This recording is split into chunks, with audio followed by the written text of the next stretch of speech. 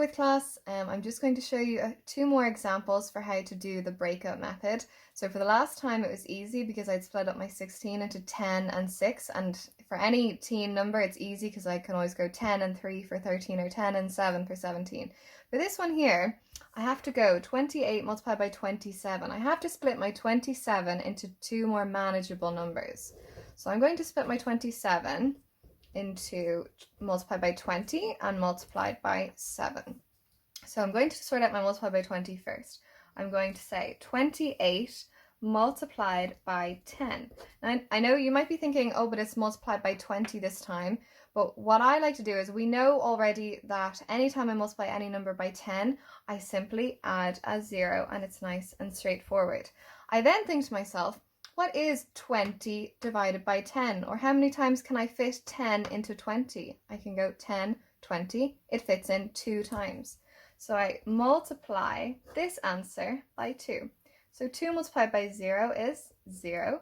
2 multiplied by 8 is 16. Put down my 6, carry the 1. 2 multiplied by 2 is 4. Plus 1 is 5. So I've sorted out my multiplied by 20. I now need to look at the multiplied by 7. So I'm going to say 28 multiplied by 7. So 7 multiplied by 8 is 56. I put down the 6 and carry the 5.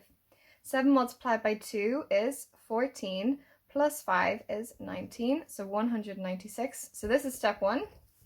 This is step 2. And for my final step, step 3, I just have to add these two numbers together and I'll get my total amount. So I need to add 196 plus the 560. Making sure to keep in my signs. 6 plus 0 is 6. 9 plus 6 is 15. Put down my 5, carry the 1. 5 plus 1 is 6, plus 1 more is 7. And my answer is 756. Okay, so that's for that one there, my 27. That was how we got around to that one. I'm going to show you one more time because sometimes people find that a little bit tricky. So for the next one, I'm going to do, we'll do 17 multiplied by 36. And you might be looking at this thinking, I could just split this 17 into 10 and 7, and I absolutely could. But just for the sake of this example, I'm going to split up 36, just so everyone is nice and clear on how to split it up. So I'm going to split it up into 30 and 6. So over here, I'm going to write 17 multiplied by 10. Every time I do that, I know I just add a 0. It's nice and quick. I then think, what is 30 divided by 10? Or how many times does 10 fit into 30?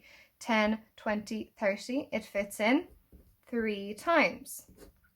I then say 3 multiplied by 0 is 0. 3 multiplied by 7 is 21. Put down my 1, carry the 2. 3 multiplied by 1 is 3, plus 2 is 5.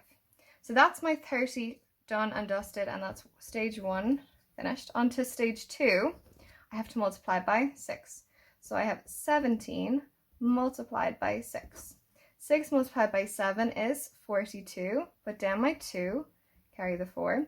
6 multiplied by 1 is 6, plus 4 is 10. For stage 3, I just have to add these totals together. So I have to add 102 plus 510.